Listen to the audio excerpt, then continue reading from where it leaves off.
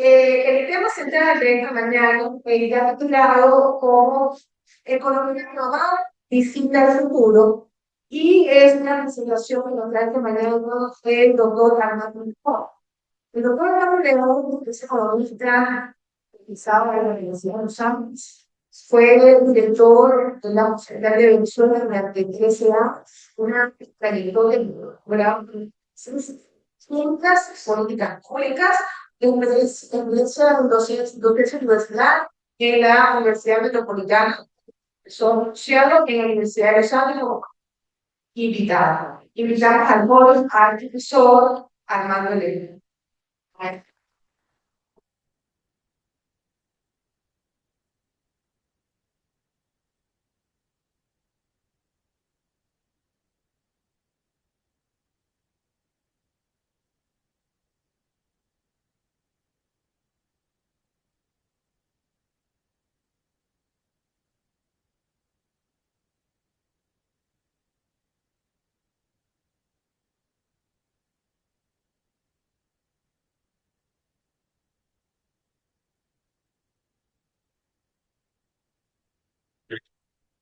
La dirección de la facultad de novicias, directivo, de institución, a profesores, a estar aquí en la universidad, me está siendo muy de las de mar.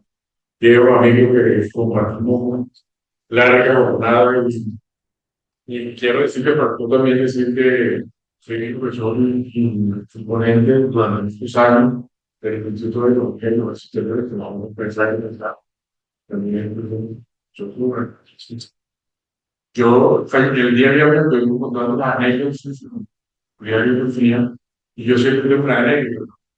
Y es la primera vez que yo era economía, que tuve la gratísima oportunidad de tener una extraordinaria profesora. Yo venía incluido en unas lecturas, no tuve duda de que venía de una lectura sobre todo economía marxista. Y entonces cargaba un libro del profesor Manuel Zavala y la profesora el profesor Manuel Zavala, no, pues, sí, un profesor, podríamos decirlo que es contemporáneo, pero tiene una enseñanza de economía muy importante que tiene que tener en cuenta, sobre todo la ecuación costo-beneficio. Y yo creo que la clave de los economistas es la ecuación costo-beneficio. Así de moleste, de provocar solo, o sea, cuando un economista entiende, el fundador, los administradores, entiende la ecuación costo-beneficio, se le produce un cambio en la mente que no va a ser más antiguo y después viene la gráfica y cualquier gráficas de electricidad y la comparan con el precio de combustible, la oferta de demanda y el uso. Y ahí está detrás la ecuación de fuerzas. Bueno, el día de hoy voy a conversar sobre el, digamos que la extraordinaria introducción, presentación, ponencias del profesor Antonio. Voy a estar un tema que hace muchos años me ha estado preocupando y ha estado dando vuelta y que la Universidad de San me ha permitido, tanto central me permitió durante varios años trabajar. El tema es la economía global, una visita al futuro. Ahí tengo varias etapas. Primero la globalización y además el proceso de globalización. Después hay un tema que a mucha gente se le olvidó, que es el tema de la incertidumbre, la era de la incertidumbre. Incluso creen que es una leyenda y que eso nunca existió, que los ajustes económicos, macroeconómicos no existieron y que no hubo un profesor que creo que tiene un récord de publicación y de venta de libros en el planeta en diferentes idiomas que habló sobre la teoría del incertidumbre y además de televisión sobre la era del incertidumbre. Eso también se llama. Después viene la representación. Si estamos en un mundo global, todos creían que ya había terminado el proyecto, que venía el fin de la historia y realmente estábamos en la situación. Y después hay qué es lo que nos espera, qué es lo que está pasando en la economía global, que es una visita a lo que viene en el futuro y que el futuro es hoy. Acuérdense que ahora es la teoría de que el futuro No existe, porque no existe el pasado, sino solamente existe el presente, si todo el tiempo está saliendo. Vamos a entrar en ese punto de ver. ¿Cuál es la globalización? ¿Cómo se produjo la globalización? La globalización no es lo que la gente cree, es un proceso muy antiguo, no es una cosa que estamos viviendo, porque era en la historia de la humanidad, no, es muy antiguo. Hubo el periodo de la globalización griega, el mundo griego creían que se y dejaron la cantidad de enseñanza a los europeos, a los griegos y a los romanos, cuando el mundo y la paz humana eran Roma y no existía el hermano que no existía ni tenía la idea de lo que pasaba en América, todavía que no salía América. Y el mundo chino, el mundo asiático, estaba parcialmente cerrado. De manera que esas globalizaciones dijeron que estamos en un mundo global y lo que sucede aquí es lo que los intercambios y el pensamiento es lo que existe. Después vino la globalización española e inglesa, entre la cual se conectó este mundo a través de los mares, a través de las diferentes regiones, y surgió la famosa expresión que dice, en este imperio nunca se pone el sol. Nunca se pone el sol porque era un imperio que venía desde Asia hasta atravesado por América y seguía entre Europa, y entonces el sol nunca se ponía en ese imperio. El español o en el imperio inglés. Y esa fue otra gran globalización principalmente movilizada por el intercambio de comercio, por el intercambio comercial, pero también por un efecto que genera mucha urticaria, mucha preocupación y mucha furia, que es el intercambio y la movilidad de la mano de obra, pero fundamentalmente una mano de obra que se movilizaba por otra persona y que condujo a la esclavitud. Entonces, la movilidad personal y a nosotros creímos que eso era es la filosofía. La gente que está sacando de un continente lo está sacando un continente y ahí está. Esa gente que estaba produciendo en una movilidad de la manera. Y ese mundo también era de alguna manera actuar en ese sentido de verlo como un problema comercial y como un problema de la movilidad. Después viene una globalización muy interesante, que es la globalización de fines del siglo XIX y fines del siglo XX. Ahí todo el mundo pensaba que había capacidad, cuando yo todo el mundo me refiero a otros países, que había capacidad para movilizar mercancía y para movilizar personas, tecnología de manera ilimitada. No había desconfianza entre los países, la desconfianza que había entre los países para realizar intercambio monetario, para realizar intercambio de mercancía o de personal era relativamente reducido. Entonces, por esa razón, no había ese proceso de desconfianza ni de cerrazón de las economías. Eso, por supuesto, termina colapsando, comienza a colapsar cuando se producen las guerras mundiales o las guerras europeas, como algunos términos de máquina. Y las economías se siguen perdiendo la desconfianza y las economías terminan cerradas. Ahí está la desconfianza entre las potencias imperiales.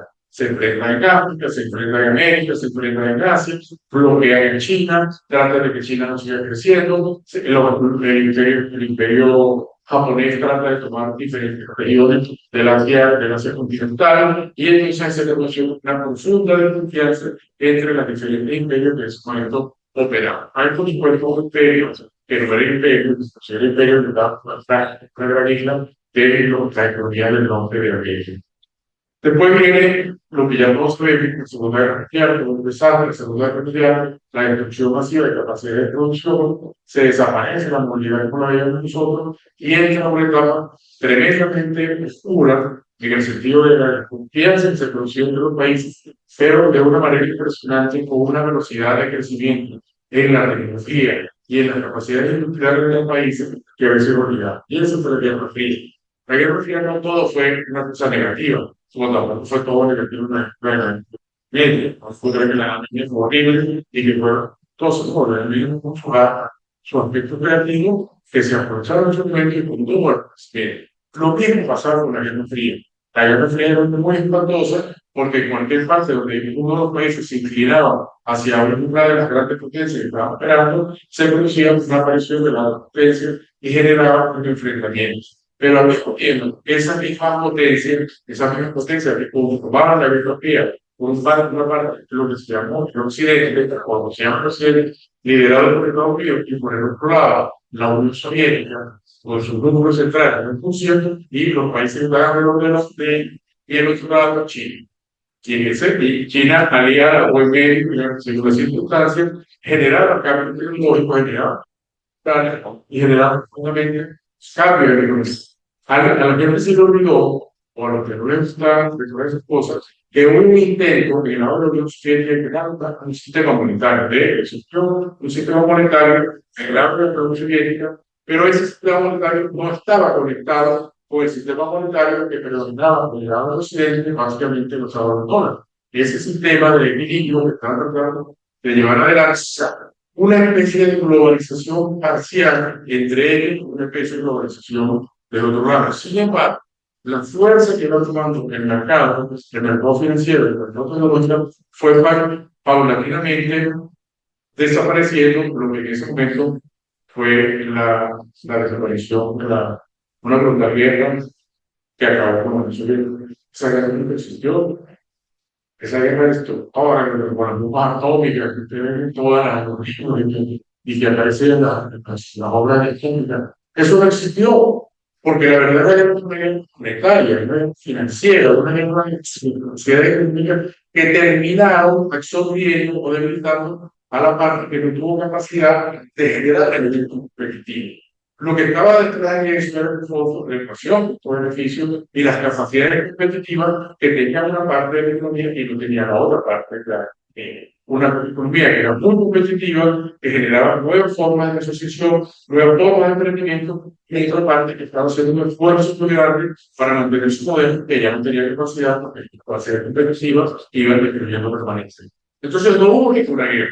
No hubo ninguna guerra, ninguna masacre, ni hubo nada de esos tópicos que dicen, sino que hubo un desplazamiento paulatino de un sistema financiero necesario que terminó armándolo por el desgaste que sufrió una parte de la economía, y entonces terminamos en un proceso de aceleración de la globalización. Entonces, la gran globalización, la que comenzó, como ya los profesores, en los años 80, y esa globalización tiene, yo lo veo en dos fases. Una fase de los años finales de los 80, del siglo XX, hasta un periodo muy extraño que está entre el 2001 y el 2008, que es prácticamente la descomposición o la desaparición de la globalización que teníamos hasta ese momento.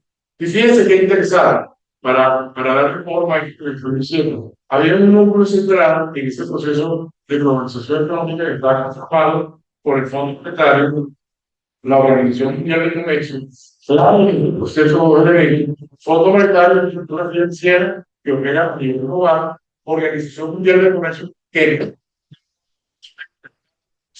control de diseño, acuerdos y capacidades de venta y de compra de las diferentes economías.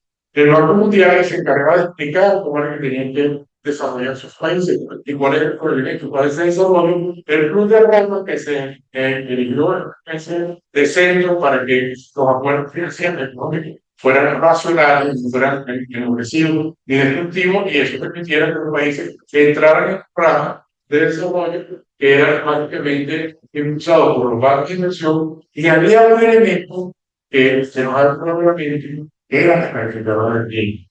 La calificadora de Gini se eligieron de una estructura supranacional que se encargaba de decir quién está en lo correcto y quién está en lo correcto.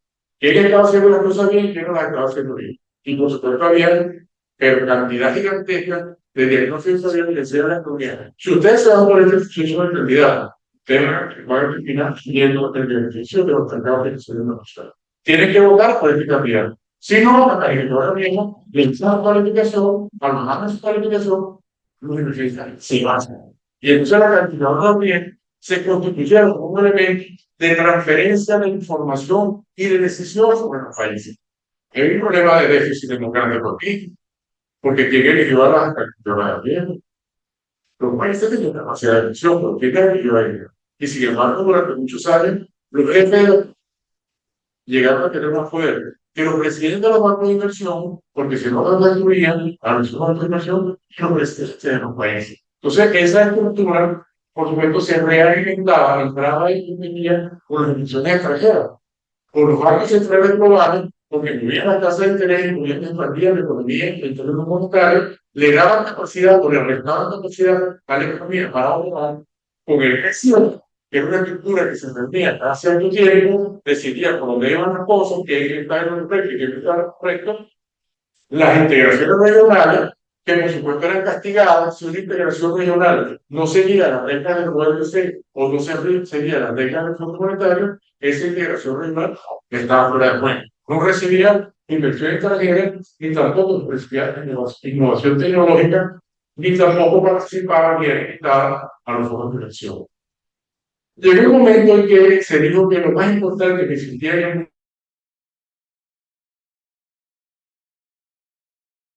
de fondos de inversión, entonces no tenía capacidad de eliminar inversión extranjera y crecer, mejorar bien y crecer economía. Pero resulta que había una fuerza, o existe una fuerza, que se movía a una de esas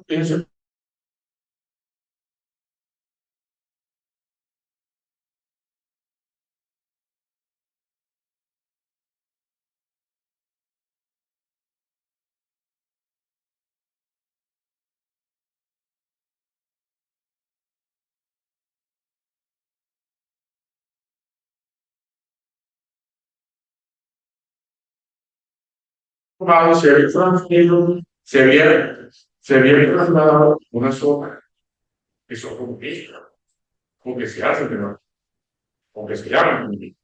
Eran China y los países que estaban alrededor de China.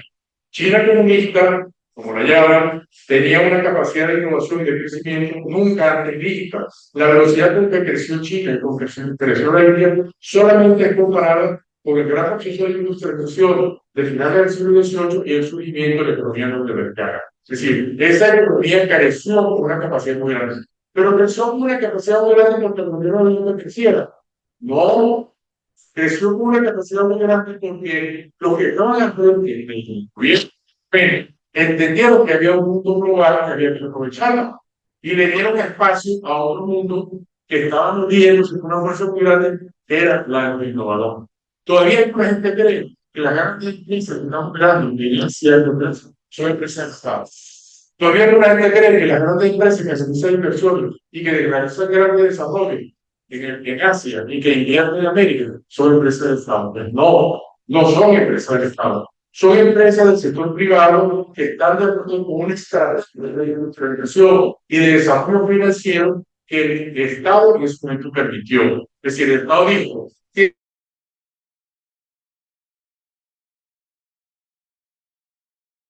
tienen que seguir insistiendo políticas de inserción laboral.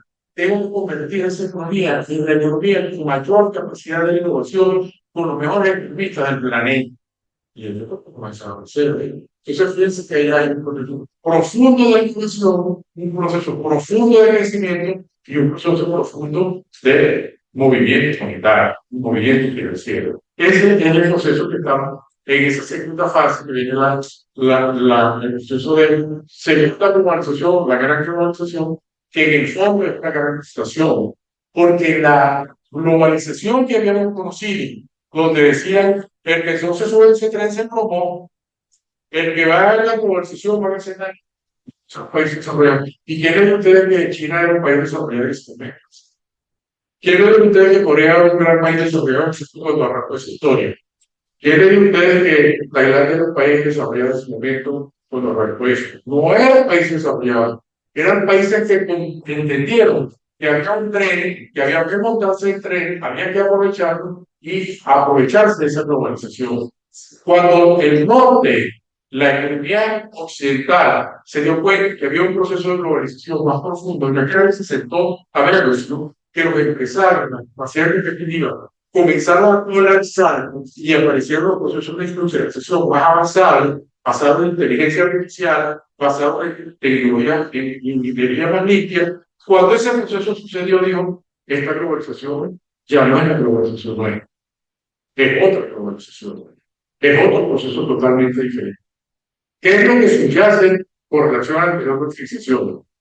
Tres elementos. El elemento financiero sigue presente, el elemento monetario sigue presente, la innovación sigue presente, no ha cambiado de forma alguna. Y la innovación como todo es la que puede ofrecer. A nadie se le ocurre crear una gran empresa tecnológica que diga, vamos a perder 10.000 millones de dólares todos los años. Eso no existe, no existe, no existe. Entonces ahí ven ustedes que la ecuación de costo-beneficio sigue estando presente en este segundo gran golpe que viene de esa globalización. Antes que se me olviden, hay un dato que me ha impresionado muchísimo y que quiero compartirlo con ustedes. Entre 1990 y el 2023, 1.300 millones de personas salieron de la extrema pobreza en todo el mundo. De acuerdo, y por supuesto el Fondo Monetario, el Fondo Monetario, 815 millones de esas personas pertenecían a China, y 235 millones de personas pertenecían a la India. De modo que estas dos naciones, China y la India, entraron en un proceso profundo de globalización económica, financiera y tecnológica, explican el 81% de la reducción de la extrema pobreza entre 1990 y el 2023, según las cifras del Banco Mundial y del Fondo Monetario Internacional. Porque el Banco Mundial, recuérdense que forma parte del esfuerzo del Fondo. Entonces, ese proceso profundo de aprovechar los mercados globales y la globalización fue de una manera asombrosa por China y por la India en un beneficio inédito para su población. Pero además es el proceso más impresionante que ha habido en la historia de cómo una nación se transforma en un proceso de progreso extrema y de situación de gente fuera del sistema a incorporar. Con muchos beneficios, sí, con muchos problemas, absolutamente. Con problemas gravísimos de contaminación, terrible. Con problemas gravísimos de desincorporación y de capacidad de integración familiar totalmente cierta.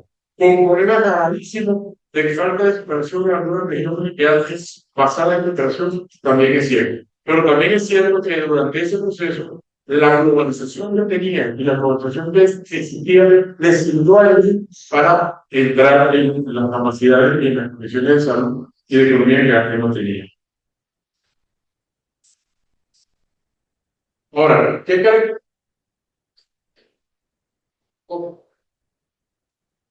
tenemos entonces en esta globalización? La globalización de los mercados financieros de capital fue claro en ese periodo de 80 a 2008. La disminución al mínima de los bancos comerciales, y aquí hay un paréntesis. Lo que vimos, por lo menos lo que conocieron dos generaciones de los bancos comerciales, los bancos globales, eso no existe. Eso no existe. No hay nadie se le ocurre ir a Estados Unidos.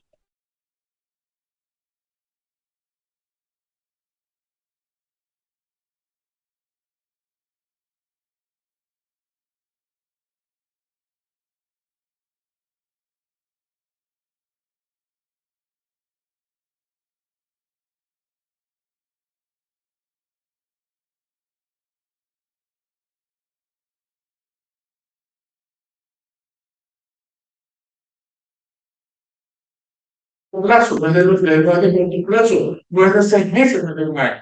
Entonces los bancos comerciales no tienen espacio para nada hacer ahí. Los bancos comerciales son una estructura para el capital de trabajo, para el capital de trabajo de las empresas, para los ciclos de venta y de compra, pero no para la inversión, no para el salto tecnológico, no para el desarrollo de la plaza, no para el desarrollo de infraestructura, ni siquiera los bancos universales. Esos son limitados a pequeños cambios que requieren las economías para seguir adelante. Eso requiere una repensar claramente cuál es la estructura financiera que está poniendo la frase de lo que me acuerdo de mi curso de definición. Esto es neo-keynesianismo, post-keynesianismo. No utilizamos nunca el concepto de post-keynesianismo. No existe. Existe neo-keynesianismo.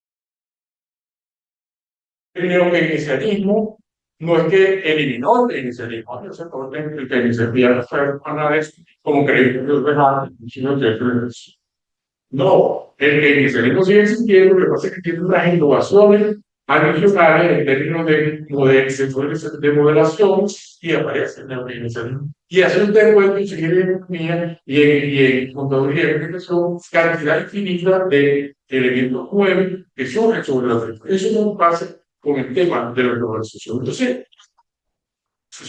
no es que rompe y destruye la globalización, no. Lo que pasa es que la utiliza, la transforma y utiliza la nueva herramienta. Entonces, el caso de la banca es un caso emblemático. Era otro elemento clave que teníamos, la alta movilidad laboral. Era perfectamente posible movilizarse laboralmente de un lado a otro. Pero eso ahora está encerrada. Ahora no hay movilidad laboral como en el pasado. Es una movilidad laboral compleja. Los países occidentales se cerraron y ahora quieren vincularse a la movilidad. Las regiones del Chaco tienen permiso para trasladar de una región a otra a personas que antes no sucedía. Antes los permisos eran libres y se iban de una región de China a otra para el uso de la reindustrialización que están sufriendo ellos. Estaban disfrutando. En este momento eso estaba limitado. Entonces la movilidad laboral está, digamos que, en pausa. Después tenemos la geoeconomía. Lo que predominó en esa globalización era la geoeconomía. Me interesaba la economía que tenía mi socio y la economía que no estaba funcionando, y yo me movía geoeconómicamente. No es que me ponía en China y lanzaba una cantidad de cosas por un piecito terrenal. Pero en realidad no, el pensamiento era, si esto es un beneficio económico adicional, un beneficio laboral y tecnológico adicional, entonces la geoeconomía se movía y la gran potencial operaba para que eso formara parte de su red de influencia. Eso funciona básicamente con la geoeconomía. Y entonces cuando ves el mapa global, mueves tu ficha de poder en función de las capacidades económicas y sociales que pueda generar. Ahí tiene la geoeconomía que era claro. Y en el caso de países menos desarrollados, estaban los elementos clave del proceso básico. Sí, libertad de comercio, libertad cambiaria, no política industrial, política social, etc. Y por supuesto, el fluido intercambio tecnológico. Nadie se va a poner a pelear porque le mandaron un chip, porque no, el intercambio tecnológico era libre. Hasta donde tengo momento fue libre. Pero, como ya sabemos, hubo unos grandes cambios en el mundo económico que ya lo tenemos, no, lo anterior. Primero tenemos con la gran mutación. La gran mutación para aplicar a la nueva economía teníamos, si los mercados se fragmentaron, ya no es un solo mercado global, apareció una cosa que dejó sorprendido las crisis financieras globales sistémicas y un fenómeno que era de la época de los egipcios. La gente se fue de los egipcios. Tiene 5.000 años y la gente dice que se fue. Que fueron los bloqueos comerciales, los bloqueos financieros, sanciones en el comercio, sanciones financieras, congelación de activos, etc. Eso lo hacían los egipcios hace 5.000 años para luchar contra los distintos, para luchar contra lo que estaban de bloquear cosas, sancionarlo, impedir que su comercio siguiera, etc. Entonces aparecen los bloqueos y aparece lo que está en el showing, que es los comercios bastante cerca.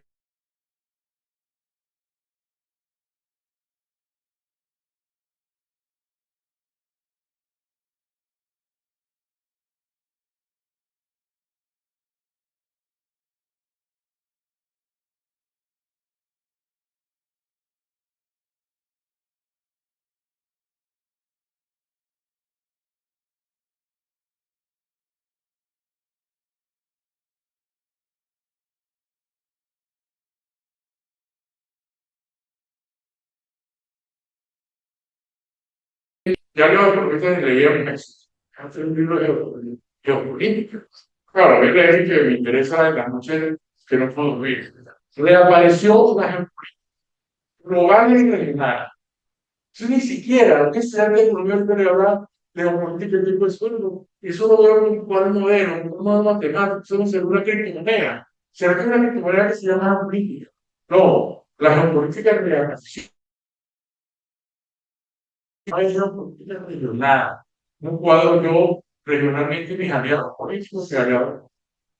Después vino un fenómeno que tenía tiempo, pero que ahora ya es sumamente presente y que para mí, desde igual, me beneficia, que es la debilidad y retirada de los organismos de carácter global. Fondo Monetario perdió relevancia, el Banco Mundial todavía no tiene relación con nosotros. No voy a decir nada de la Organización Mundial del Comercio porque está sufriendo un brutal debilitamiento por las políticas arancelarias que ustedes todos conocen. Y, por supuesto, el BID, que antes era una estructura que permitía llegar a acuerdos para el desarrollo económico y para el desarrollo regional, se convirtió también en una fuente de acuerdos políticos. Después viene un fenómeno que viene de lejos, pero que es nuevo, que es el fortalecimiento de los organismos multilaterales regionales o de los acuerdos regionales emergentes. Los BRICS, ellos van bien. Los BRICS tomaron mucha fuerza, se dieron que estaban siendo bloqueados, estaban siendo atacados, entran en el proceso de un paso atrás. Esta es la filosofía. Dos pasos adelante y un paso atrás. Un paso atrás para evitar ser destruido. Y eso es lo que están haciendo los acuerdos regionales. La Unión Europea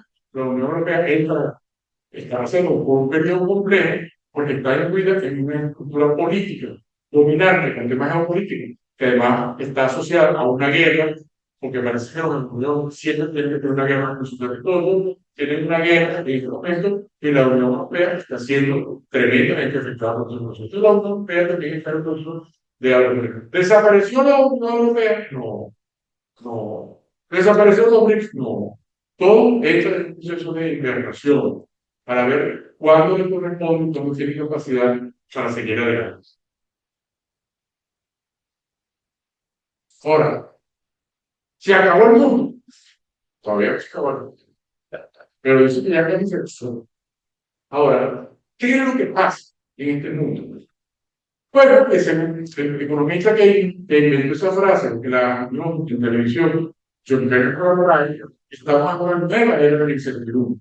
Ahora nos gusta tener desconfianza en las grandes economías. Una incertidumbre muy grande por los aranceles entre las economías de todos. Hay una permanente probabilidad de los mercados financieros de bien. No sabemos si los productos van a aceptar o van a llegar de una zona del norte a otra zona del norte. No sabemos si los productos de China van a llegar a Estados Unidos o de Estados Unidos van a llegar a China. Eso es una situación de incertidumbre. Hay incertidumbre porque a cada momento está señalando que vienen nuevas pandemias. Eso es de incertidumbre. Hay una incertidumbre sobre si se puede lograr o no se puede lograr el crecimiento sostenible.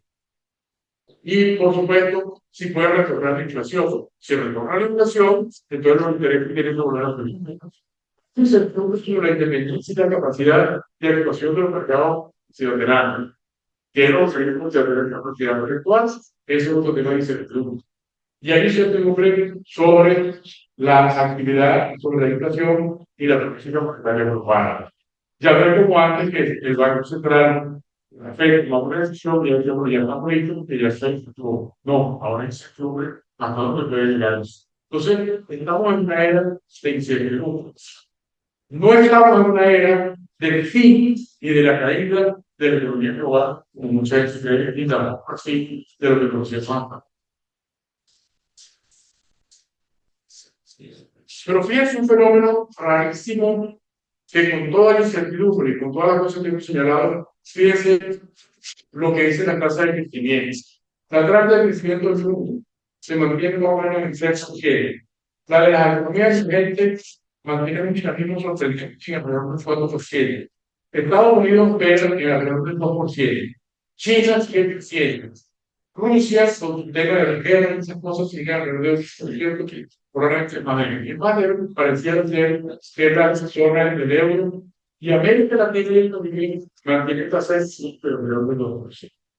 Entonces, hay un fenómeno que me dice, ok, es una incertidumbre y una situación donde la globalización colapsó, se acabaron los tiempos y ya no está pasando nada nuevo.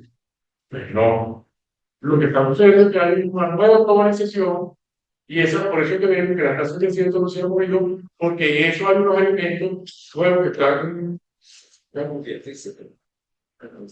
no se hablan. Y entonces ahí tenemos, ¿cuál es la que tenemos en el futuro? Se está produciendo un gran ajuste macroeconómico en la economía más grande del mundo. La gente cree que no tengo nada, no tengo nada. Lo que pasa es que todo se lo olvidó a ajuste macroeconómico, porque se da los años 90. Ese es un ajuste macroeconómico, y el ajuste macroeconómico conforma. El tipo de cambio, arancel, no puedo volver porque es la moneda que se puso arancel. El otro lado, o sea, reducción fiscal, tengo que reducir sobre el Estado, está reduciendo todo el Estado, está reduciendo para la misma.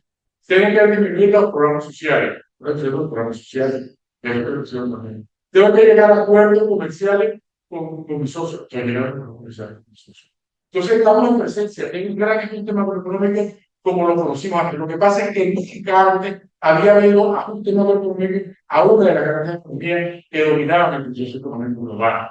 Sobre todo en el futuro, lo que va a venir es que ese ajuste macroeconómico va a dejar una nueva forma de hacer emprendimiento, de hacer bien y el proceso de desarrollo.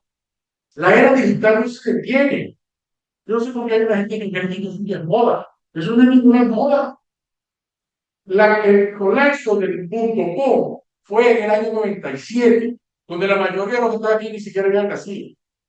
En el año 97 fue el colapso del .com. Dijeron, aquí llegó la era de la informática, la era de la digitalización. No, no es verdad. Entonces tenemos que la era de la digitalización avanza, pero avanza no soy hay un fenómeno que obliga a que se repiense cómo se va a hacer la política monetaria global en el país. Porque aparecieron las monedas más probables que van a tomar espacio, las criptomonedas.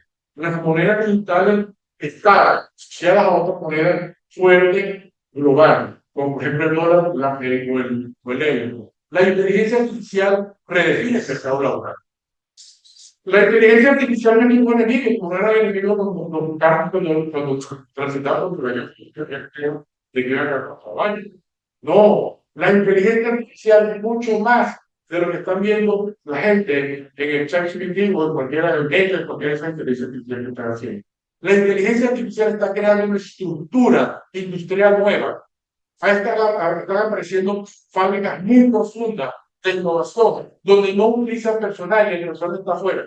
No se calcula la plusvalía. No hay plusvalía en ese primera fase. La plusvalía de la tecnología es altísima. Por eso me imagino que Elon Musk está cobrando $1.000.000, porque eso es plusvalía. Porque él inventó parte de la estructura que está teniendo y tiene que ganar su plusvalía.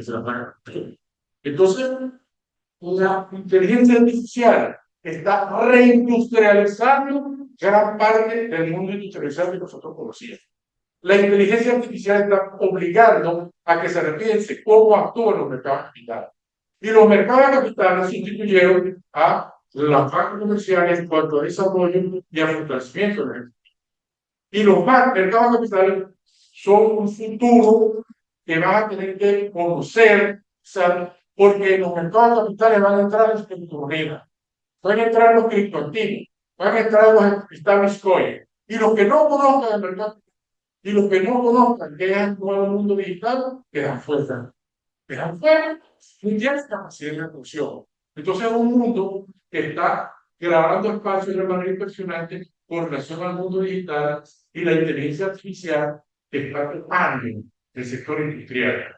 Ya no hay manera de que los europeos sigan compitiendo con las cargas eléctricas que están produciendo China y que no, que eso es porque muera. No se ningún arancel. Es porque los chinos tienen fábricas completas que tienen una precisión muy grande porque su inteligencia artificial determina cuál es el carro que puede tener un problema de gasolina o un problema de caucho dentro de 5 años.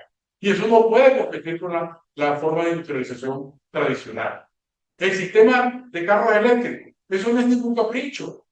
Y es una cosa que va a llegar por un momentito y ya se acabó. Que, no, el proceso viene. Ese cuento de que no, que eso es una cosa temporal, ecológico, no.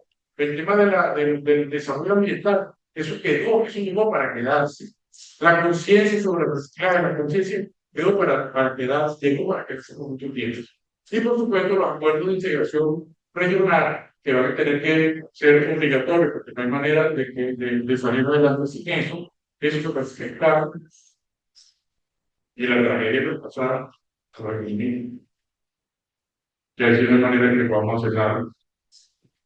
Obviamente no me gusta mucho eso, pero le entiendo como de reglas, las normativas tienen que ser durante mucho tiempo.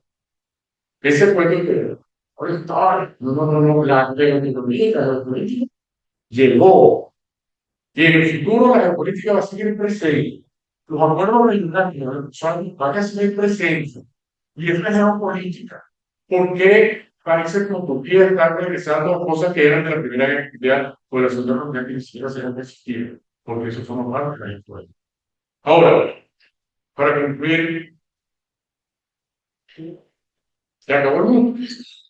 Estamos al fin del mundo. Es el fin de la historia. Todos vamos a desaparecer. No, absolutamente. Nada de eso. Absolutamente nada de eso. Lo que estamos frente a un cambio muy profundo que estamos nosotros observando, que no es un cambio que se produce en 5 días y en un año, sino que es un proceso muy largo, que es la reinserción de la nueva globalización en la forma de ser negocio, en la forma de pensar el plan. Y eso conduce a, hoy en día, en serio, ¿cómo vamos nosotros a pensar la nueva política económica? La política económica es solamente de vivienda, o es que hay que tener una política económica diferente. Hay una potencia invisible que está creciendo de manera sorprendente, una potencia que es inédita, que tiene un poder soberanamente alto, comparado con lo que representó en su momento Inglaterra, España e incluso Estados Unidos. Esa potencia global que está arropando el mundo es el proceso de digitalización. Porque ya hay el mercado de trabajo, que hay un problema de organización. Usted no necesita que esté físicamente en un determinado sitio. Usted lo que necesita es aprender para trabajar en esa nueva economía global, en esa economía invisible que está tomando el mundo. Usted no necesita saber cuál va a ser la junta de la tasa de interés, porque dentro de un poco usted se va a poder mover de la economía norteamericana a la economía europea o a la economía de América Latina, si así fuera su mundo. Entonces, esa economía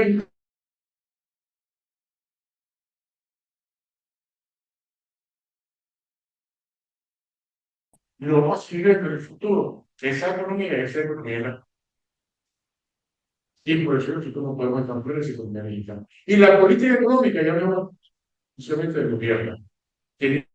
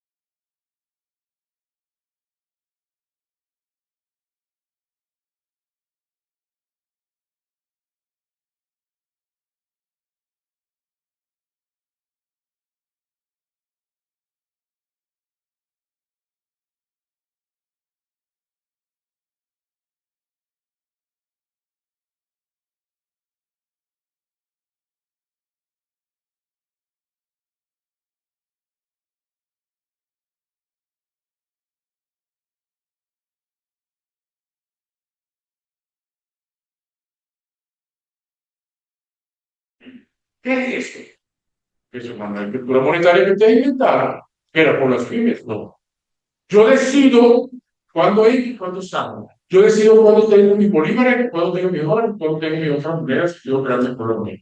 Esa es una economía que no está en Venezuela, que no está en Estados Unidos, es una economía global, es una economía global nueva, que se está sobreponiendo sobre la globalización anterior, que era la globalización de los privilegiados y que afectaba a los pequeños. Esa globalización que era para los privilegiados y dejaba a un gente incluido, desapareció.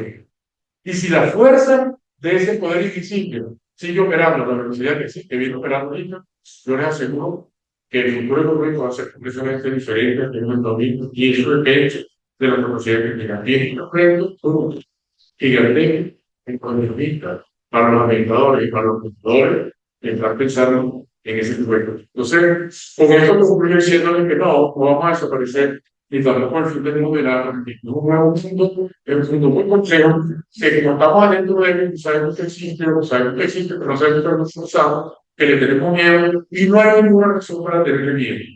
Lo que hay es que tener las herramientas apropiadas para poder operar, para poder tener ganancias en ese mundo. Muchísimas gracias.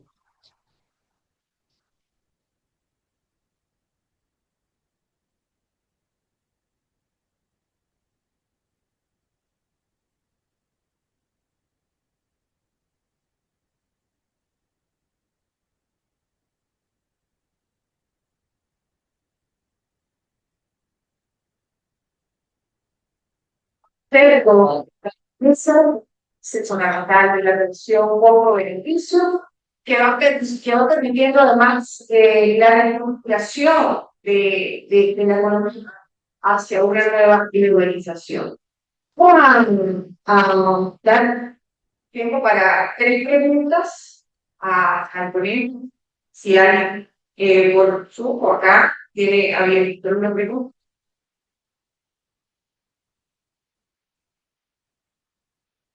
adelante. Yo no tengo preguntas. Muy difícil que haya quedado algo sin entender. Lo que yo quiero expresar es el nivel de emoción que ha causado en mi persona este acto. Empezando el himno nacional interpretado por la coral que me guardo. Después, escuchar al doctor Albio realmente fue para mí un baño de información y de sabiduría proveniente de una persona que yo no desconocía totalmente. Yo no soy economista, no tengo nada que ver con este mundo. Vine atendiendo la invitación de mi admirado, estimado y respetado amigo Bernice. Y después de escuchar al doctor León, la verdad creo que me considero un ser humano privilegiado, una merideña privilegiada. Y eso responde a una enseñanza materna, que a donde te inviten, ve, porque esa persona por algo te... Gracias, Raúl. Gracias. Gracias, Raúl.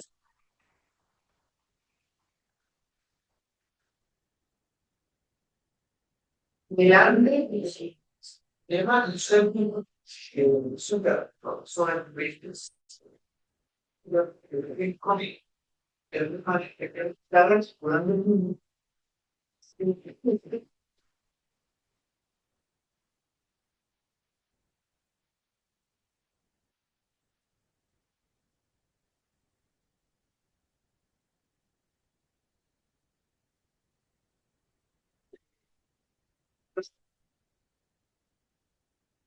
y en relación al tema con los cambios de siglo político que hay a nivel regional, por ejemplo, recientemente hubo un incidente en México con el tema de la existencia que se tomó para el gobierno.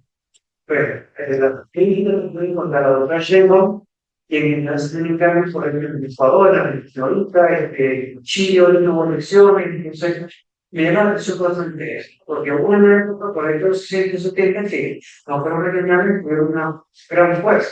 Y me gustaría, se entera eso de nuevo en la región, esperando que se vuelva de nuevo a hacer una unificación en América. Se acerca, no sé si hacemos otra preguntita y el profesor responde con su y con su Puedo manita levantada.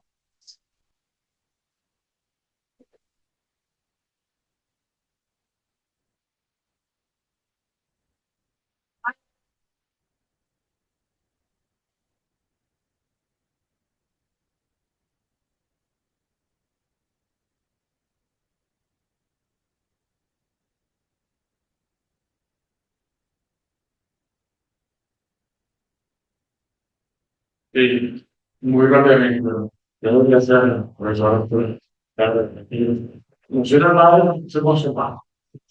Ciertamente. Pero yo creo que todo ese proceso, hay un proceso cíclico. O sea, hay un ciclo, cuando lo vemos en un ciclo que no sé si tiene alguna comunicación o la ciclo económico, pero hay un ciclo político mediante el cual tiene una tendencia en los países de una determinado ciclo y después regresan a otro ciclo. Lo que estamos observando, por lo menos en esta primera fase de esta mutación, revolución, y esta segunda fase, que puede ser de la gran mutación a la globalización, lo que estamos observando es que las incidencias nacionales y las incidencias regionales tienen muy poco en el efecto global de cambio en la dinámica de la sociedad. Yo no sé si algunos de ustedes recuerdan, y hace algunos años, lo que se llamó la generación esa que se montaron alrededor del África, no recuerdo cómo se llama, que es un poco caro, y decían que los regeneraron muy grandes, que iban a... Claro, si usted va a esa zona, lo que han estado prestando, entraron unos muebles que antes más seguidos, algunos casos más radicales que más anteriores, y hay otros países que se desintegraron. Entonces, la dinámica interna, por supuesto, son afectadas por las dinámicas globales. Pero las dinámicas internas en las economías más pequeñas no tienen incidencia sobre el tema, tienen incidencia significativa sobre el tema global. La preocupación, por así llamarlo, más impactante es que por primera vez estamos observando en tiempo, podemos decir en tiempo real, un proceso de recomposición del mundo global al mismo tiempo que se está produciendo con los sucedido con la el famoso de Berlín, al mismo tiempo que se está produciendo la recomposición de las economías más grandes, que va a hacer construir todo el bloque, como señaló el profesor, absolutamente. O sea, no hay manera de que ese tipo de dinámica se detenga. Que probablemente vamos a tener un proceso de mayor conexión e integración en la región, sí, sin la duda. Pero vuelvo a insistir, por encima de eso están las estructuras de esas superpotencias global que es la economía digital. E independientemente de cuál sea la tendencia política, geopolítica que se esté dando en un determinado país, ese proceso de digitalización y de transformación global no se va a detener. No se va a detener. Puede ser lo que le digo. Probablemente mucho se va a pasar. Ese proceso es indetenible. Es indetenible. Mando, quédate con ahí. Hay una pregunta en su que dice, ¿qué perspectiva económica tiene para Venezuela en el proceso de regulación de economía mundial que usted bien definió? ¿Es posible que podamos recuperar la economía nacional? Pregunta Jesús Cacique. Son casi. Pero la economía, yo siempre insisto en la economía nacional está suele llevar a la dinámica del entorno mundial. El entorno mundial tiene una dinámica y eso es la clave de la recuperación de cualquier economía. Está en este momento centrada en varios pilares. Primer pilar, solo tiene que ver que no, yo no tengo la versión, no me gusta porque el nombre capital, solo un polvo. El mercado laboral el pilar es la recuperación. El segundo, por supuesto, es la innovación y el emprendimiento. Y para que pueda haber innovación y emprendimiento, tiene que haber un mercado de valores de largo plazo. Y por supuesto, la dinámica que se está llevando a nivel global. Entonces, en esas condiciones, las economías que suelen se ven español. Y en el caso de Venezuela, no es absolutamente difícil. Se va un proceso muy fuerte, un proceso muy largo de recuperación económica, pero ahí va.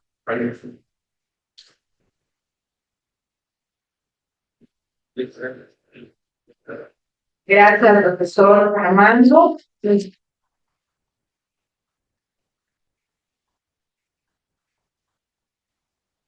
Hoy es el 7 de noviembre y estamos llevando a cabo, llevando una noticia central aniversario. Este 17 de noviembre, para que no sabían, celebramos el economista, con propósito de la fundación del Colegio de Economistas de Venezuela, en el entonces, 53. En un mundo marcado por la incertidumbre, la complejidad, los desafíos globales, como bien lo decía Alejandro sobre el tema de estabilidad de precios, el tema de la organización, el problema del empleo, el crecimiento económico, el economista es por naturaleza un arquitecto de bienestar social. Ser economista no solo se trata de números, de gráficos, de modelos gráficos. Se trata de decisiones que impactan vidas, de cómo asignar recursos escasos para la comunidad, para maximizar el potencial humano, de traducir la complejidad del mercado en estrategias que permitan en las familias, las empresas y el país operar. En el contexto, además de felicitar a la economía en su día, queremos ofrecer un reconocimiento especial al economista Simón Azuaje, economista de la Universidad de los Andes, por su trayectoria en el Colegio Economista del Estado de Mérida, como participación, liderazgo profesional, se ha desarrollado en el campo de la economía regional y el desarrollo. Y al entrado al economista Rafael Velasco, vicepresidente del Colegio de Economistas, para que compartan con nosotros un palabras de esta aplicación que tenemos sobre el homenajeado de esta mañana, el economista Anzuati.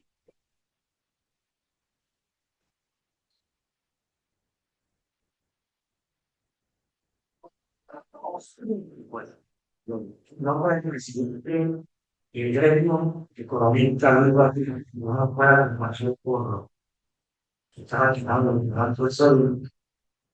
Doy las más expresivas gracias a nuestra Facultad de Ciencias Económicas y Sociales en la persona del profesor Raúl Huisis, quien ha sido un permanente aliado de mí, y a los colegas acá presentes.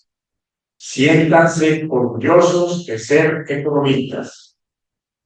A continuación, les haré una redundancia de la vida de nuestro colega Simón Azuaje Linares.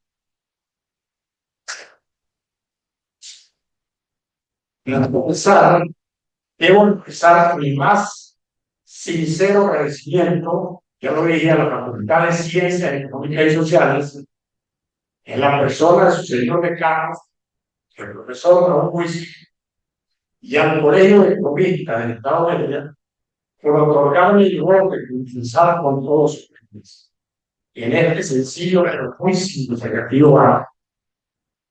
El reconocimiento al amigo y colega Simón Enrique Azuaje Linares, el cual ha sido organizado por nuestra Facultad de Ciencias Económicas y Sociales y el Colegio de Economistas del Estado de Mérida, en el marco de la celebración del Día del Economista Venezolano. Simón Enrique Azuaje Linares nació en la ciudad de Pared, Trujillo, el 10 de junio de 1946. Sus estudios de primaria y bachillerato los realizó en su ciudad natal.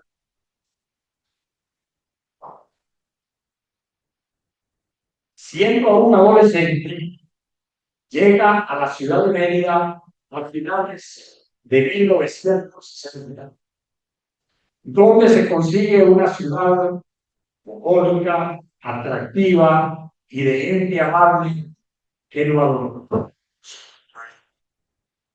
y donde inicia una dilatada actividad política, siendo diputado electo a la antigua Asamblea Legislativa durante el periodo comprendido entre marzo de 1974 y febrero de 1975, y marzo de 1976 y febrero de 1979. Fue también concejal principal y presidente de la Comisión de Presupuesto del Consejo Municipal del antiguo distrito Campo Elías, del Estado de Mérida. Desde abril de 1975 hasta febrero de 1976, y es de marzo de 1900, a marzo-junio de 1979.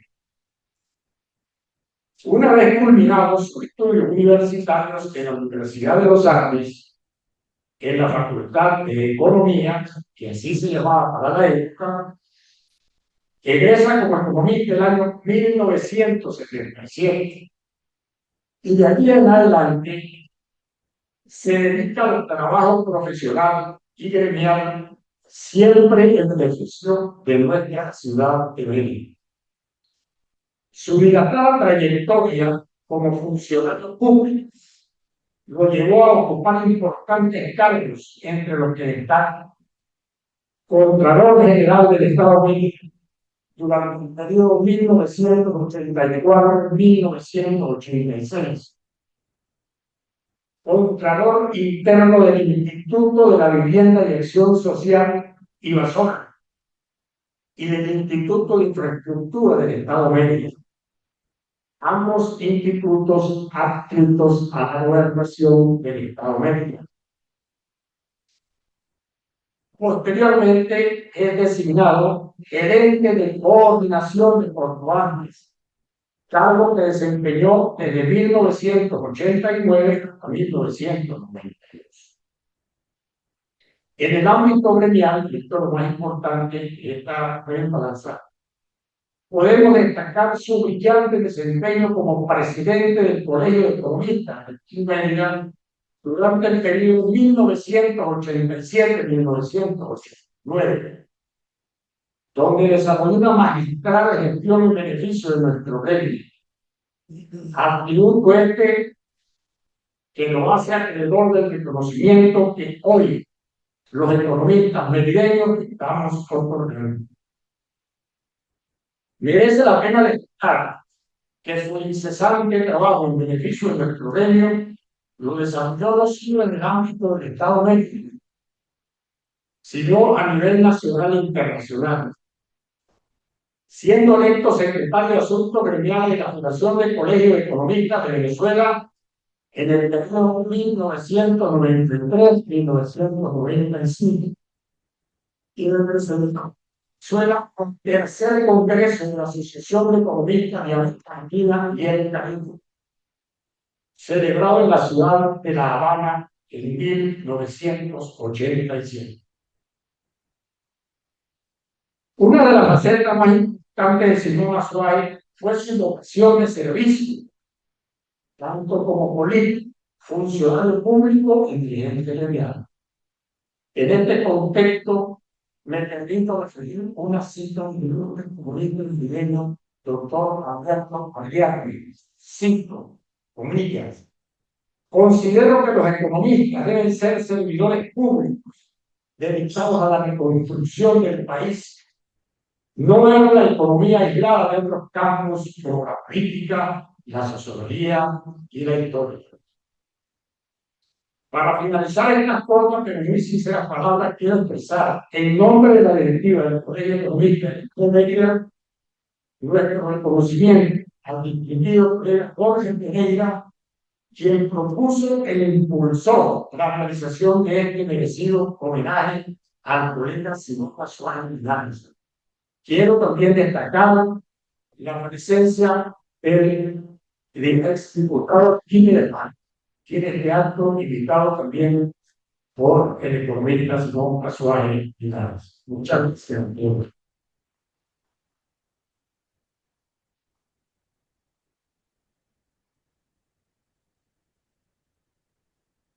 Gracias al economista Rafaela. Ahora nos invitamos al estrado de economía para hacer interna lo siguiente al economista Simón Azuay.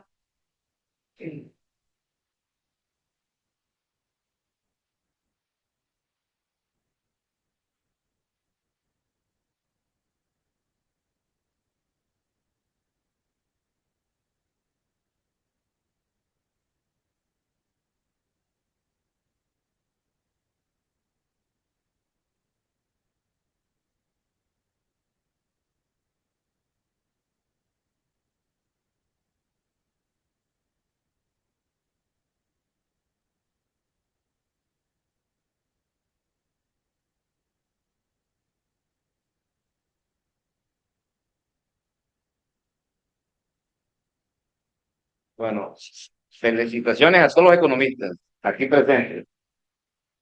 Y un saludo a tres amigos no economistas. José Miguel Monaga, que nos acompaña, Rafael Araque Roa, que nos acompaña, y Arquímedes Fajardo.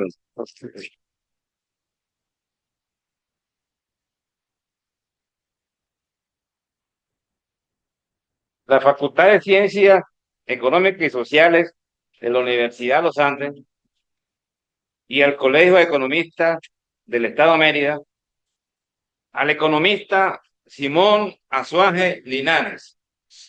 Luego de evaluar los méritos y su destacada labor profesional y gremial, se le concede el reconocimiento honorífico de presidente emérito del Colegio de Economistas del Estado de Mérida.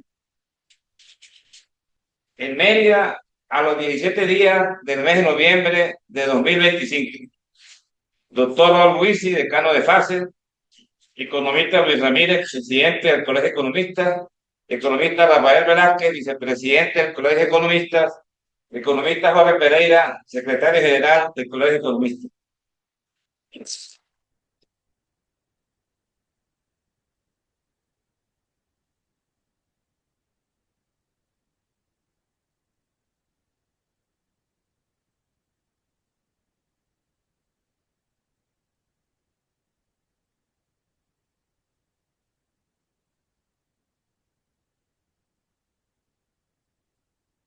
De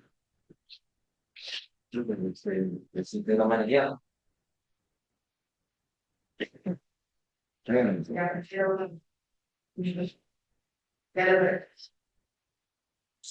Va a escuchar las palabras del homenajeado esta mañana, el economista Simón Azuaje Linares.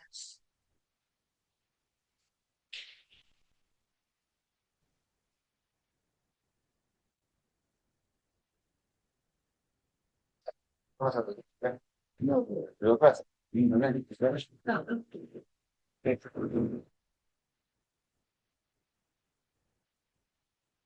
buenas tardes, señor decano, invitado especial y conferencista Armando de respeto, invitado economista.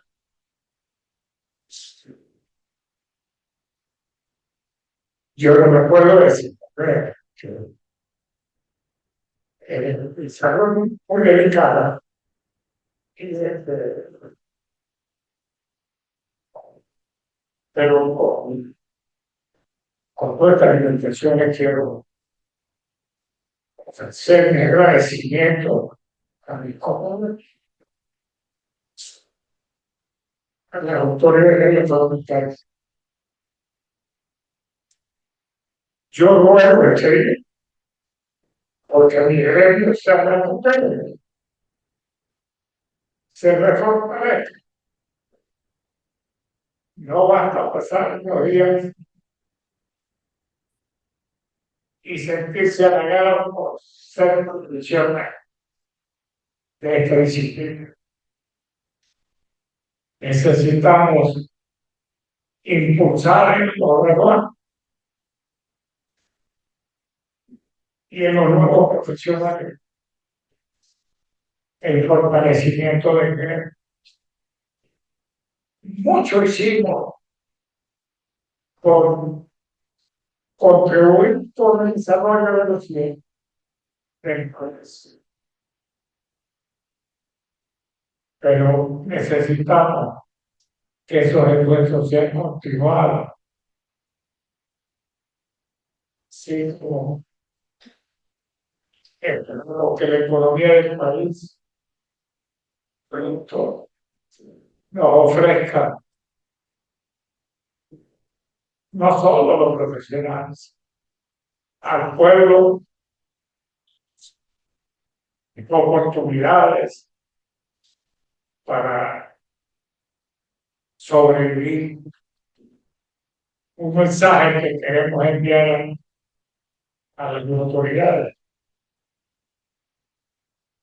Bueno, no me lleno porque realmente mi condición cambió por vivir. Gracias.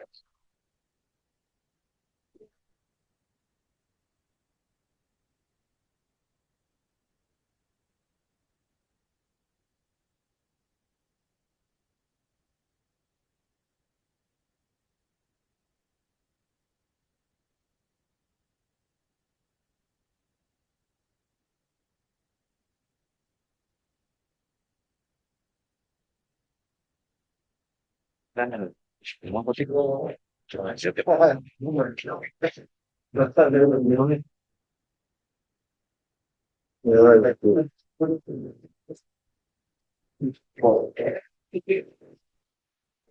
Invitamos al profesor.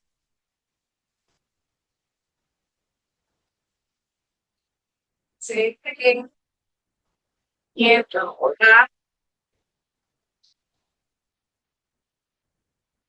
tratando de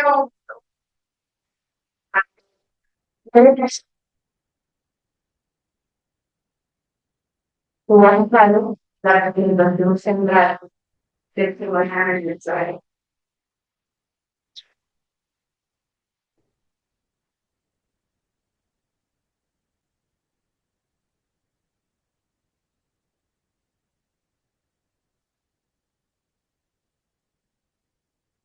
Also, años con país. En las personas esenciales aniversario de la clase de su familia de la Universidad Sábado, como dice la primera que orienta, Sábado, así su participación, buenas de y la conferencia, y es lugares, y sin tampoco, bueno, explica el mismo, su equipo, bueno, explica al final, y lo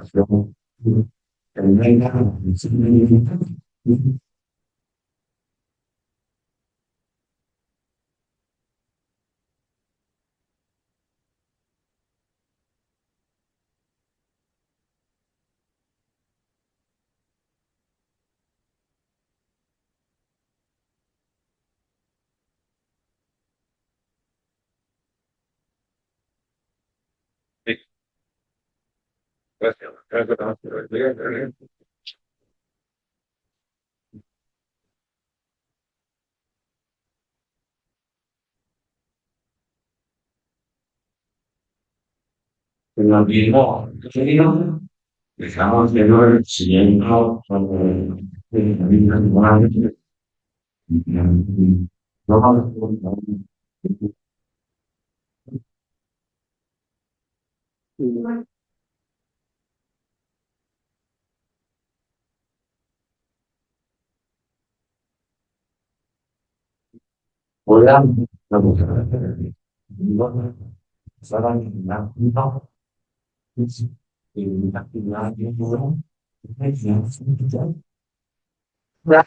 quiero agradecer a todos los políticas que llegaron a ver los para se reportaban, modificaban, guardan, que vengan listos, claro, viernes. Por el que de hoy nos sesionado, impulsar, lo vemos que son las y en segundo lugar, nos pareció guardando todo. Tenemos de la red de plan estudiante para resolver los negocios de la iglesia.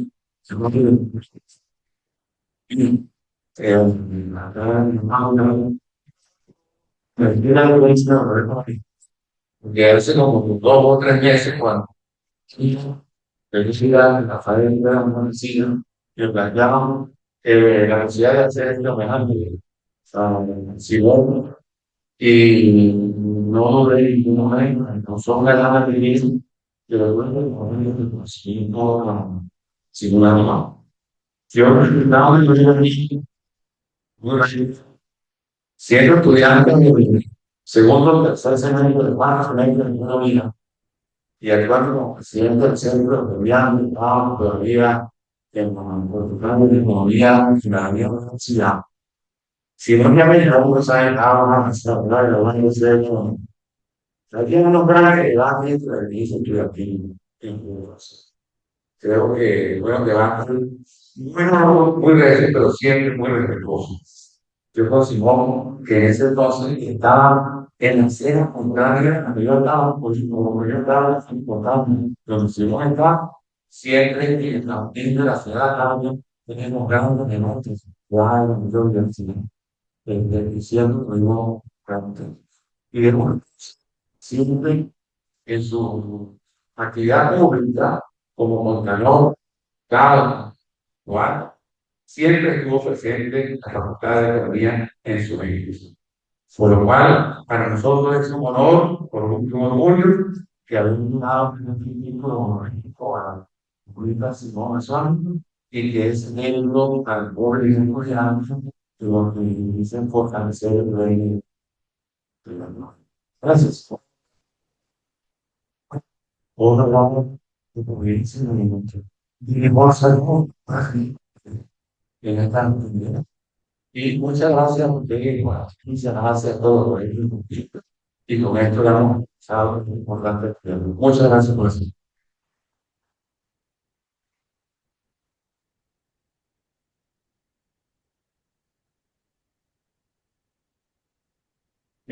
Yes, buena. Thank you.